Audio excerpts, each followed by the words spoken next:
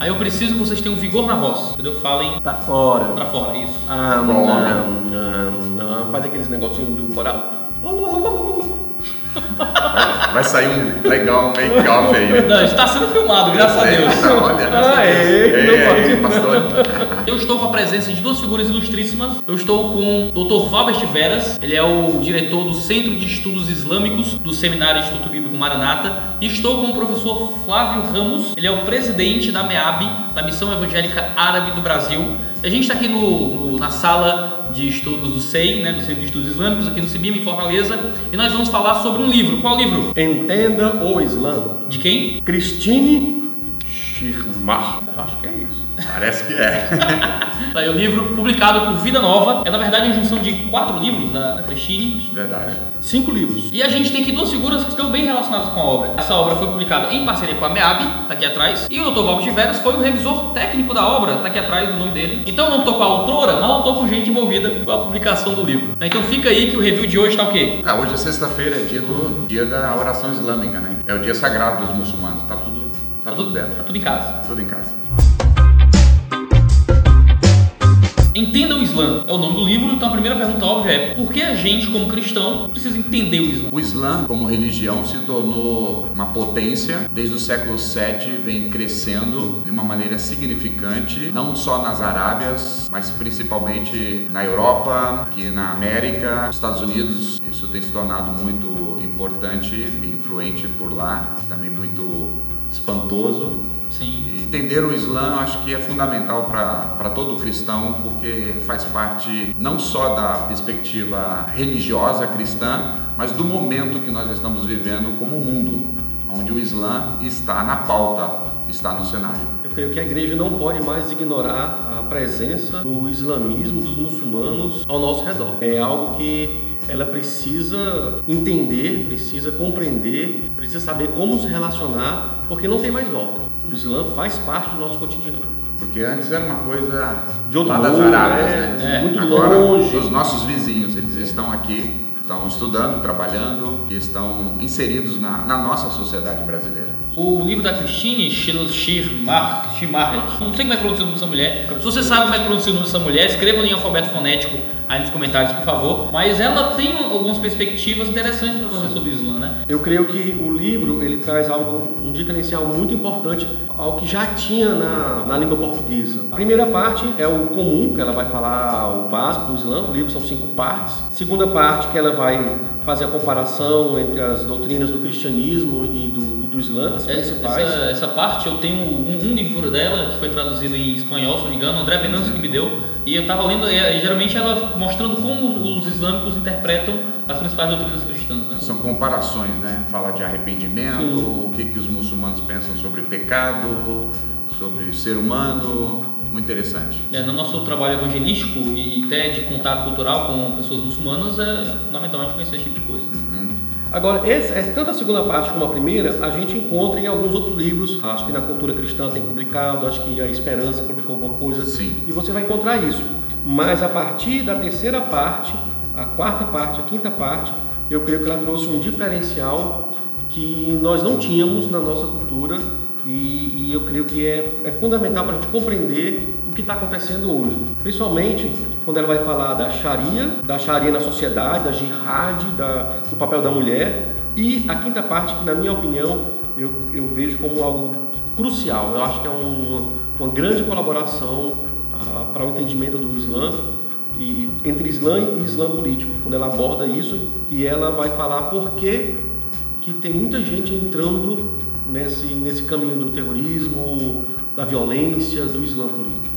E acaba que é o que o pessoal quer saber, assim, o povo está se explodindo aí, mas por quê? Como é que a gente impede? A Christine foi muito feliz, ela é uma acadêmica fera, conhece muito. Ela é esposa do reitor do Martin Butzer, né, na Alemanha. Na Alemanha, exato. Tem doutorado, conhece muito estudos islâmicos, tem sido professora em algumas universidades lá na Europa, alguém que conhece muito. E ela dá um diferencial no livro que ela consegue trazer resumos de vários assuntos. Como o Dr. Valbert falou aqui, vai falar de Sharia, vai falar de política, vai falar de uma introdução, vai falar de mulher, vai falar de sociedade, de crenças, isso.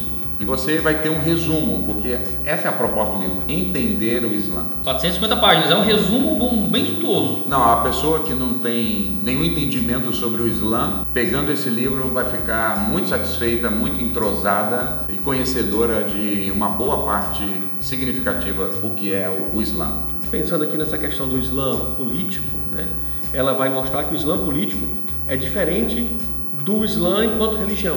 O Islã político é uma ideologia totalitária, de controle, de dominação, né? E isso é importante porque nos ajuda a diferenciar um pouco de colocar todo mundo no mesmo saco, todos os muçulmanos. E é aí que treme o pessoal, né? O Islã político, islamismo e política sempre esteve no sangue de Maomé, vamos dizer assim. Ele, em Medina, ele era governador e líder espiritual. O Islã é teocrático, é Deus regendo por meio do seu mensageiro e agora por meio do seu livro.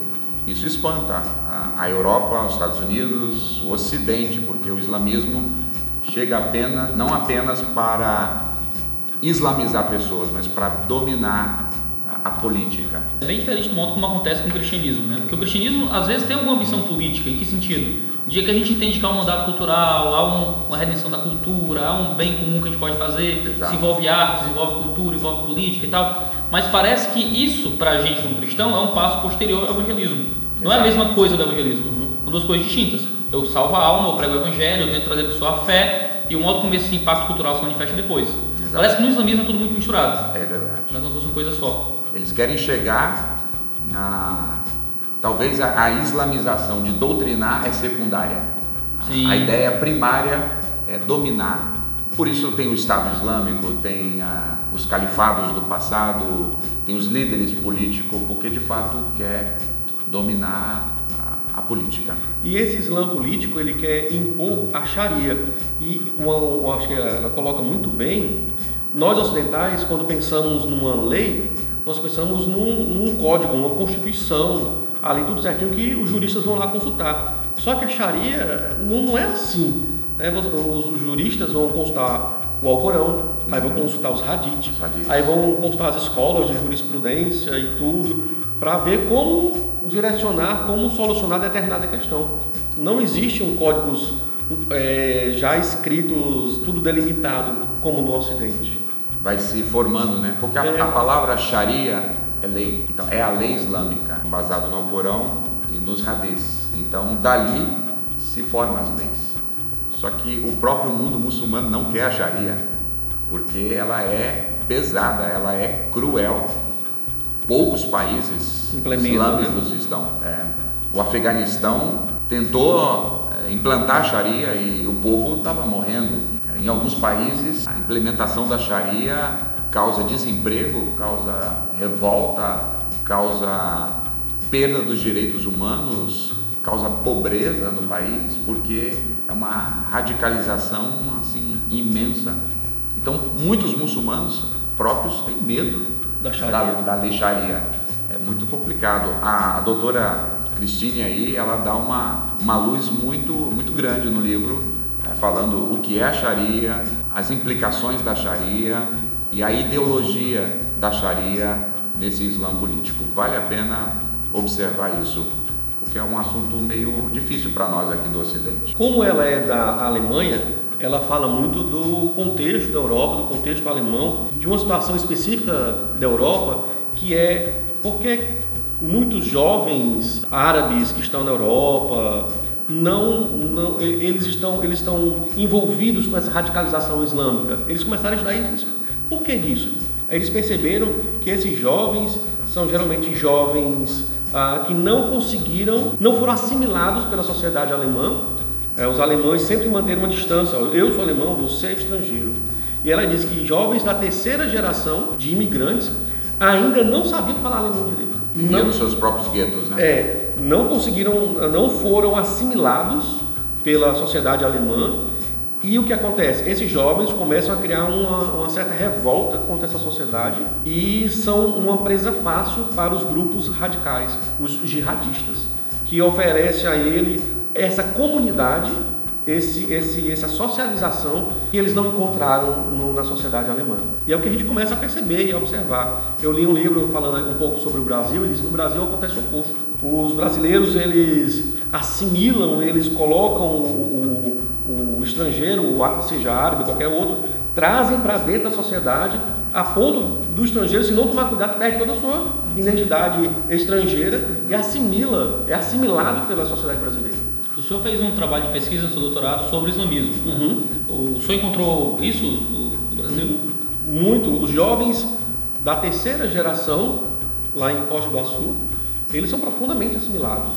Eles falam português que você, se ele não falar árabe, você não sabe. Ele fala português, ele sabe das piadas, ele entende os trejeitos. Sabe do jeitinho brasileiro. Sabe do jeitinho brasileiro, namoram brasileiras, que não pode namorar, né, segundo um rigor assim, muçulmano. Mas seguem a fé muçulmana de forma explícita e total? De forma geral, eles seguem a fé, mesmo que não sejam fiéis muitas vezes pela própria consciência. Mas como uma tradição. Mas como uma tradição, uma tradição nós somos familiar católicos. E tudo. Né?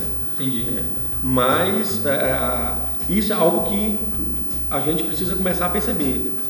A sociedade europeia paga um preço por não abraçar, não assimilar essas pessoas. Né? E aí entra também o papel da igreja na Europa, né? Que poderia estar atuando, trazendo essas pessoas para uma comunidade, trazendo esses jovens para uma vivência cristã, dando a eles essa oportunidade de ser diferente. Aí vem um grupo jihadista, não, nós te oferecemos uma família. Aí o que acontece? Ele não parece ser um livro de evangelismo de Não é. Não é. Não ensina você a evangelizar. Ele é um livro muito técnico, né, podemos dizer assim. Ensina você a compreender o Islã, as principais características. Ela fala algo que ela coloca aqui no excurso sobre a apologética muçulmana e a alta crítica europeia. Eu achei isso muito interessante. Que ela vai dizer que os muçulmanos, os apologetas muçulmanos, eles pegaram toda a pesquisa do liberalismo europeu e agora eles têm novos argumentos e eles começam dizendo assim, olha, os próprios cristãos não acreditam na Bíblia. Os próprios cristãos, eles mostram os defeitos na Bíblia. Obrigado, Paul Tillich. Entendeu? Então eles aprimoraram a apologética dele contra o cristianismo. Através de autores que vêm do cristianismo. E aí batem duro. Mas de uma perspectiva totalmente liberal. Acaba que nesse cenário a igreja tem essa missão de se preparar para conseguir ter uma resposta boa. Preparar mais ainda. Exato. Ela precisa aprender os argumentos, né, que foram revitalizados pelo Bartilo. Sim. Aprender isso, compreender porque eles vão ser utilizados pelos muçulmanos. Acho que é muito relevante também a doutora Cristine, ela fala sobre quem é Jesus para os muçulmanos. Muitos brasileiros acham que o Alcorão amaldiçoa Jesus, sim, xinga Jesus e pinta Jesus como um diabo. Negativo. O Alcorão fala de características sobre Jesus assim maravilhosas. Eleva Jesus a mais do que Maomé. E a doutora Cristine coloca isso numa facilidade muito interessante. Só nega a divindade. Só. Então Jesus é lindo, maravilhoso, é profeta, é perfeito, não é Deus.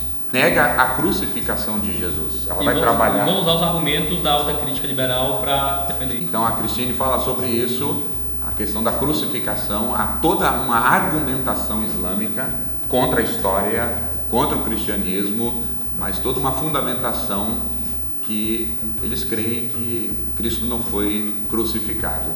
Então é interessante também você observar esse Jesus islâmico para que você possa entender quem é Jesus para o muçulmano dentro do Corão. E aqui acaba sendo uma certa ponte para a pessoa falar, evangelizar o muçulmano, né? Ele apresenta o Jesus no próprio Alcorão e aí leva para o Novo Testamento. Aí você precisa vir para os centros islâmicos para fazer um curso de evangelização. Ou lá na MEAB, né? Ou na MEAB. Jabá já vai indo aí junto logo. Se você quiser conhecer mais sobre islamismo, sobre o Islã, você tem tanto o livro da Cristine Shalahachas, que ninguém sabe dizer o nome dela, não é? Que é a irmã Cristine, aí vai ficar esse o nome. né, publicado pela Vida Nova, em parceria com a Missão Evangélica Árabe do Brasil, revisado pelo Dr. Valbert Veras. Eu vou falar isso 30 vezes para mostrar. Né? E é interessante porque nós temos um material que é singular, não tem em nenhum outro canto. Por quê? Porque na Europa são 5 livros. No Brasil nós fizemos um volume único, bem mais prático. Né? Parabéns, Vida Nova! Você ganha tudo. Não, é um excelente livro. 5 em 1. Excelente livro, a gente recomenda.